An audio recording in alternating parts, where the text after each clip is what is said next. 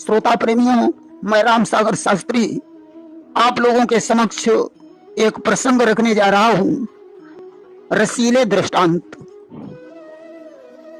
एक बार एक जाट साहब, एक मौलवी साहब और एक फकीर साहब, तीनों लोग मिलकर एक नगर में पहुंचे। वहां किसी स्थान पर ठहरकर उन्होंने यह निश्चय किया कि गन्ने के रस की खीर बनाई जाए। खीर बनाने के लिए जाट साहब को नियुक्त किया गया। जाट साहब खीर बनाने लगे। खीर बन गई तो मौलवी साहब और फकीर साहब दोनों खाने के लिए बैठे।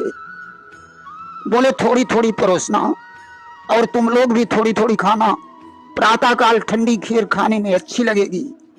मौलवी साहब और फकीर साहब ने खूब खीर खाई, परंतु जाट साहब प्रबंध की वजह से भली भांत नहीं खा सके। अब बची हुई खीर रख दी गई। मौलवी साहब और फकीर साहब ने सलाह की कि खीर किसी जुगाड़ से खाई जाए। मौलवी साहब बोले कितनी खीर बची? जाट साहब ने कहा एक आदमी आराम से खाकर तृप्त हो जाएगा। मौलवी साहब बोले आदमी 3 हैं और खीर एक आदमी भर को है, इसलिए ऐसा करो आज रात को जो अच्छा स्वप्न देखेगा वही खीर खाएगा। मौलवी साहब और फकीर साहब अपने को अक्लमंद समझ रहे थे। उन्होंने सोचा कोई बढ़िया स्वप्न हम बना लेंगे और खीर खा लेंगे। मौलवी साहब और फकीर साहब लेटते ही सो गए। अब आधी रात के समय जाट साहब उठे, चुपके से खीर उतारी और भगवान का नाम लेकर सारी खीर खा डाली। हाथ मुंह धोकर सो गए। प्रातःकाल मौलवी साहब और फकीर साहब नित्य क्रिया से निवृत्त होकर बोले भाइयों, अब अपना अपना स्वप्न सुनाओ, जिसका स्वप्न अच्छा होगा वही खीर खाएगा। फकीर साहब बोले मौलवी साहब पहले आप अपना देखा हुआ स्वप्न सुनाइए। मौलवी साहब बोले सुनो, अल्लाह ताला की शान है कि उसने मुसलमानों के लिए अपने फजले कर्म के जरिए बहा दिए। उसकी रहमत और तोहफे हम मुसलमानों को ही अता होते हैं। जब मैं सोया तो फौरन ही खुदा का फरिश्ता आसमान से उतरा और बोला चलो खुदा ने बुलाया है। मैं वहां उनके पास दरबार में तशरीफ लाया और खुदा की दावत स्वीकार की। अब फकीर साहब ने अपना सपना सुनाया। फकीर साहब बोले खुदा की शान है, आज रात को खुदा के फरिश्ते मुझे ले गए। मैंने खुदा की दावत में जाकर भाग लिया। जाट साहब ने कहा आप लोगों ने तो स्वप्न ही देखा। मेरे सामने आधी रात को हनुमान जी गदा लेकर आ गए और उन्होंने मेरी पीठ पर खींच कर गदा मारी। बोले उठ और खीर खा। कि अर्धरात्रि के समय पर कूद पड़े महावीर, खींच गदा मेरे हनी, बोले जल्दी खा ले खीर। इसलिए हनुमान जी के डर से मुझे वह खीर खानी पड़ी। मौलवी साहब बोले खीर लाओ, हम खाएंगे क्योंकि हमारा सपना अच्छा है। जाट साहब ने हांडी उठाई और सामने रख दी। मौलवी साहब बोले खीर कहाँ चली गई? जाट साहब बोले मैंने तुम्हें बता तो दिया कि हनुमान जी के डर की वजह से मुझे सारी खीर खानी पड़ी। जिस तरीके से तुम्हारा खुदा काल्पनिक है उसी प्रकार से तुम्हारा स्वप्न भी काल्पनिक है।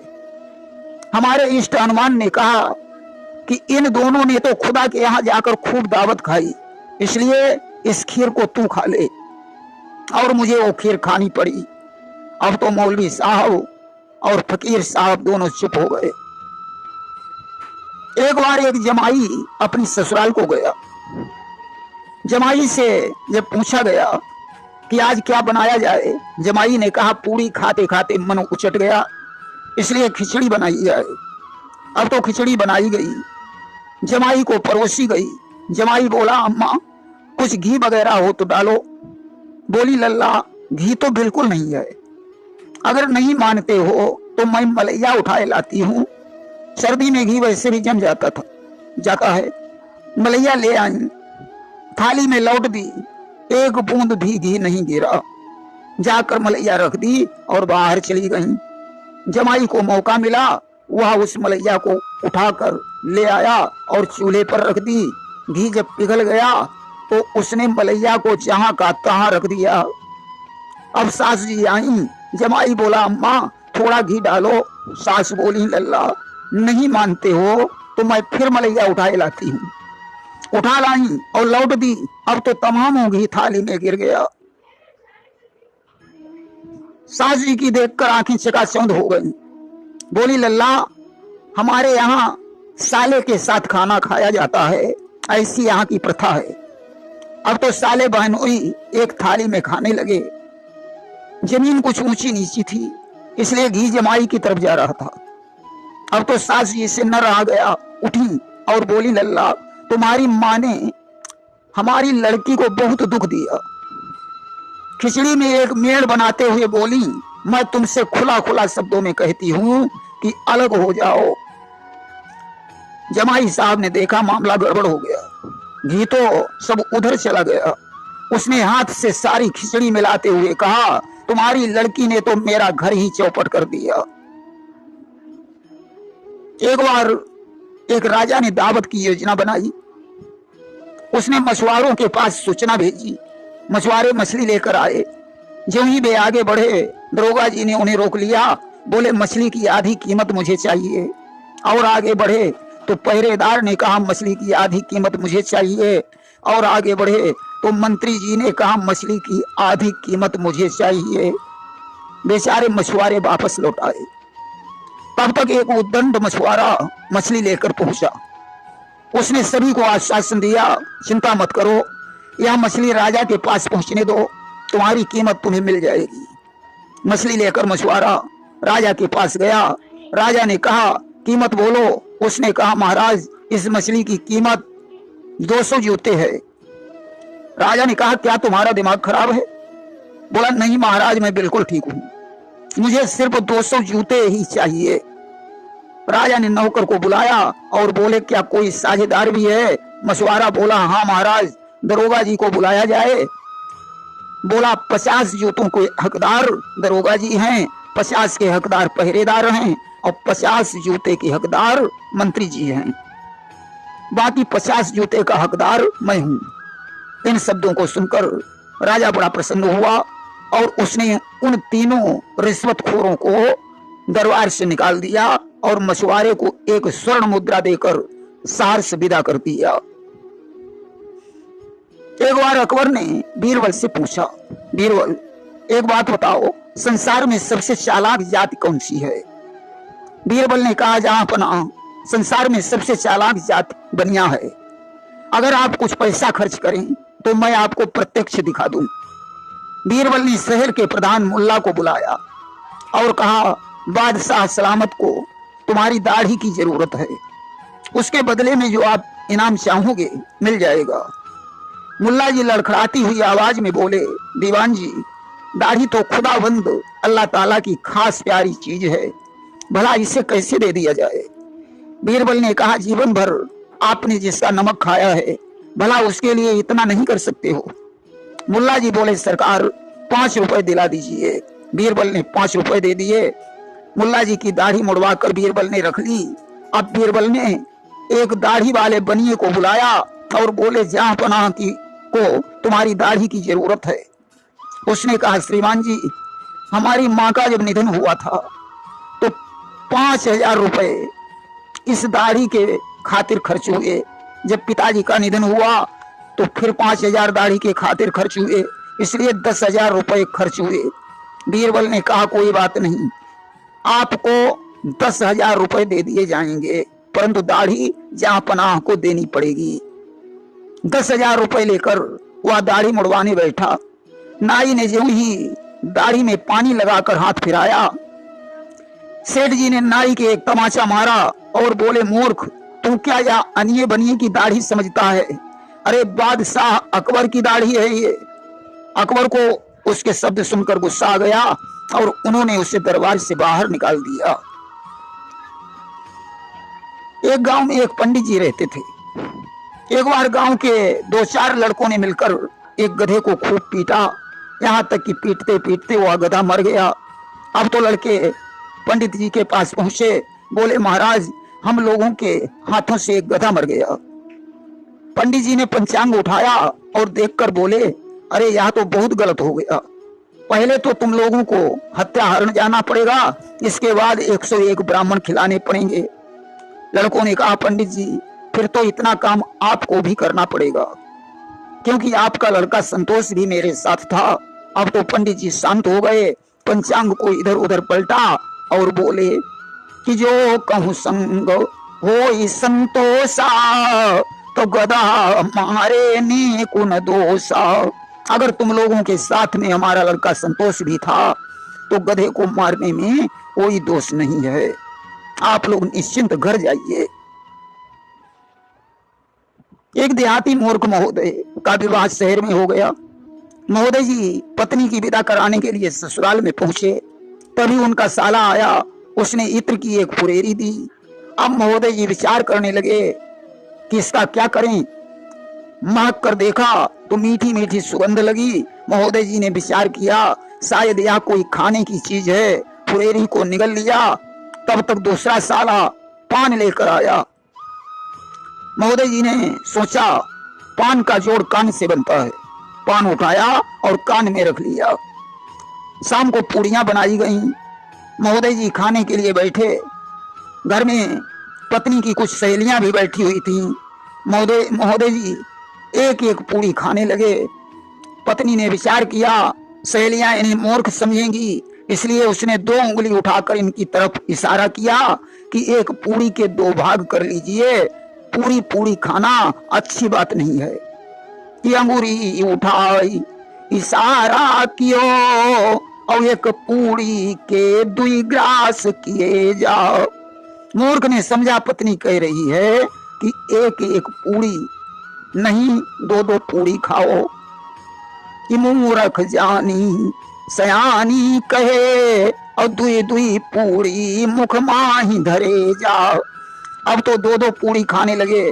पत्नी ने सोचा इसे कैसे समझाया जाए। उसने एक कपड़े का टुकड़ा उठाकर उसे बीच से फाड़ कर दिखाया कि एक पूड़ी को इसी तरीके से तोड़कर आधी आधी करके खाइए। मूर्ख ने समझा यह कह रही है कि जो कुर्ता पहने हो उसे फाड़ कर फेंक दीजिए, तभी जलवा बनेगा। कुर्ता फाड़ कर फेंक दिया। बोले चिंता मत करो, तुम प्रसन्न बनी रहो, कुर्ता दूसरा बन जाएगा। पत्नी ने विचार किया यह तो महामूर्ख पल्ले पड़ गया है। उसने अपने माथे पर हाथ मारा और पछताने लगी कि मेरी तो किस्मत ही फूट गई। मूर्ख ने विचार किया कि यह कह रही है कि माथा देवता होता है, इसलिए माथे में छुआ छुआ कर खाओ। अब तो सब्जी लगाकर पहले माथे में छुआने लगे और तब खाने लगे। कि कर्म ठोकी पछतान लगी, तेही जानी माथे माही धरे जाओ। अब तो पत्नी ने चूल्हे की तरफ देखा और कहा जैसे जल रहे थे वैसे ही जलो, अर्थात जैसे खा रहे थे वैसे ही खाओ। कि चूल्हो निहारी सुनारी कहे कि जैसे जरत हते ते ही तौर जरे जाओ। दूसरे दिन खिचड़ी बनाई गई, घी डालकर खाई, बड़ी स्वादिष्ट लगी। खिचड़ी पर लोगों ने एक गीत लिखा है कि सांची कहूं खिचड़ी खावन के बाद में, सांची कहूं खिचड़ी खावन के बाद में, आती है अच्छी डकार भैया, आती है अच्छी डकार भैया। धनिये की चटनी हो बैकुंठ पहुँचे, धनिये की चटनी हो बैकुंठ पहुँचे, या हो थोड़ा अचार भैया, या हो थोड़ा अचार भैया। महोदय जी ने खिचड़ी का नाम याद कर लिया। विचार करते हैं घर पहुंचकर खिचड़ी बनवा कर खाएंगे। अब तो विदा कराकर चल दिए। खिचड़ी खिचड़ी रास्ते भर रटते रहे। अब तो इन्हें लघु शंका लगी। लघु शंका करते समय खिचड़ी कहना बंद कर दिया और खिचड़ी का नाम भूल गए। दिमाग लगाया कि शायद मैं जिसे खाकर चला उसका नाम खाचड़ी था। अब तो खाचड़ी खाचड़ी कहने लगे। आगे बढ़े तो एक किसान अपना खेत रखा रहा था। इन्होंने जो ही खाचड़ी कहा, किसान ने एक तमाचा मारा। बोला, क्या तेरे बाप का खेत है जो कह रहा है खाचड़ी? खाचड़ी नहीं, उड़चिड़ी कहो। अब तो बेचारे उड़चिड़ी कहने लगे। कुछ और आगे बढ़े तो देखा एक बहेलिया अपना जाल फैलाए बैठा है। महोदय जी ने ज्यों ही उड़चिड़ी कहा, बहेलिया ने एक तमाचा मारा। उसने कहा, पूरा दिन हो गया, एक भी चिड़िया नहीं फंसी और तुम उड़चिड़ी कह रहा है। फंदे में आचड़ी कहो। अब तो फंदे में आचड़ी, फंदे में आचड़ी कहने लगे। और आगे बढ़े तो कुछ चोर बैठे चोरी करने का विचार बना रहे थे। जो ही इन्होंने कहा फंदे में आचड़ी, चोरों को गुस्सा आया। उन्होंने एक एक तमाचा मारा और बोले, ले ले आओ धत धत जाओ, यह शब्द कहो। अब तो बेचारे ले ले आओ धत धत जाओ या कहने लगे। और आगे बढ़े तो एक ब्राह्मण का एक ही पुत्र था, उसका निधन हो गया। लोग उसे शमशान घाट पर लिए जा रहे थे। महोदय जी ने ज्यों ही कहा, ले ले आओ धत धत जाओ, लोगों ने उन्हें पकड़ लिया और खूब पीटा। बोले, ऐसा किसी के न हो, ऐसा कहना पड़ेगा। अब तो बेचारे ऐसा किसी के न हो कहने लगे। और आगे बढ़े तो एक राजा के पुत्र का राज तिलक हो रहा था। जो ही इन्होंने कहा ऐसा किसी के न हो, सिपाहियों ने इनके दो चार बेंत मारे और कहा ऐसा सबके हो, यह कहना पड़ेगा। अब तो बेचारे ऐसा सबके हो ऐसा कहते हुए घर पहुंच गए। पत्नी से बोले, सुनो, ऐसा सबके हो, अभी बनाओ, घी डालकर खाएंगे। अब तो पत्नी के बात ही समझ में नहीं आई। महोदय बोले, मैके में खूब बनाती रही, यहाँ आकर भूल गई, अभी बनाना पड़ेगा। पत्नी ने कहा, मैं ऐसा सबके हो बनाना नहीं जानती हूँ। महोदय जी ने डंडा उठाया और पत्नी को पीटने लगे। तब तक पड़ोसन काकी दौड़कर आ गई। बोली, हाय, तुमने बहू को मार मार कर खिचड़ी बना दिया। बोले, बस मैं यही बनाने के लिए कह रहा था, परंतु इसने नहीं सुना। अब बेचारी ने खिचड़ी बनाई, महोदय ने घी डालकर खाई। बोले, पहले ही बना देती तो ये मार क्यों पड़ती। एक बार एक मूर्ख किसान एक जुलाहे से बोला कि इस बार हम कपास बोएंगे, हमारा कपास बहुत बढ़िया होगा, बताओ तुम किस भाव से खरीदोगे। जुलाहा बोला, अच्छा सूत हुआ तो 1 रुपए का 3 पाव लूंगा। किसान बोला, हम 3 पाव नहीं देंगे, अगर तुम्हारी गर्ज हो तो 1.5 पाव ले जाना। किसान की बात सुनकर जुलाहा बोला, भाई कुछ कम करो। बोला, इससे कम नहीं होगा, जाओ, मुझे नहीं बेचना है। जुलाहा बोला, भाई अकड़ क्यों रहे हो, गर्ज हो तो बेचो। किसान बोला, हमारे सूत से अच्छा तेरे बाप ने भी बुना।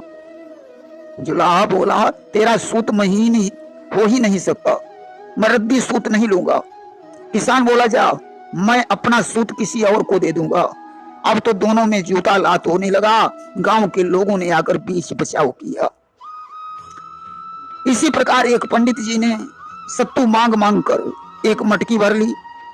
रस्सी से बांधकर उन्होंने उस मटकी को धन्नी में लटकाया और उसके नीचे चारपाई डालकर लेटे।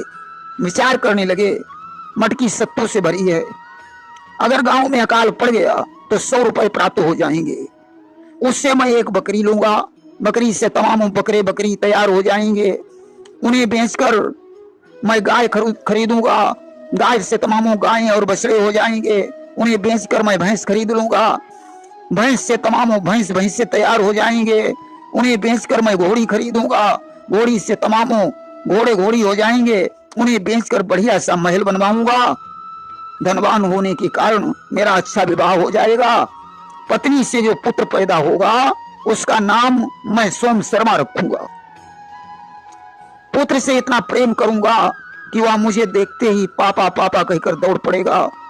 मैं घुड़शाला के पास कुर्सी डालकर बैठूंगा, लड़का मेरे पास दौड़कर आएगा, मैं पत्नी से कहूंगा कि इस बच्चे को क्यों नहीं ले रही हो, वह भी घर के कामों में व्यस्त होने के कारण मेरी बात नहीं सुनेगी, तो मैं दौड़कर उसके एक लात मारूंगा। और उन्होंने खींच कर लात मटकी में मारी, मटकी फूट गई, सत्तू बिखर गए, सारी कल्पनाएं धरी की धरी रह गईं। देखिए, दहेज से कितनी बड़ी बड़ी हानियां हो रही हैं। एक महोदय की 4 पुत्रियां थीं, उन्हें पुत्रियों के विवाह की चिंता हुई तो उन्होंने 4000 रुपए में मकान गिरवी रख दिया, क्योंकि 2000 दहेज में और 2000 खिलाने पिलाने में खर्च होना था। दोपहर के समय महोदय जी अपने मकान को देखकर रोने लगे। बोले अगर हमारे ये 4 लड़कियां न होती तो रोना नहीं पड़ता। आखिर में बड़ी पुत्री ने जहर खा लिया और भगवान को प्यारी हो गई, अन्य पुत्रियां जलकर मर गईं। कितना खतरनाक है ये दहेज। देखिए दस्तूर क्या होता है।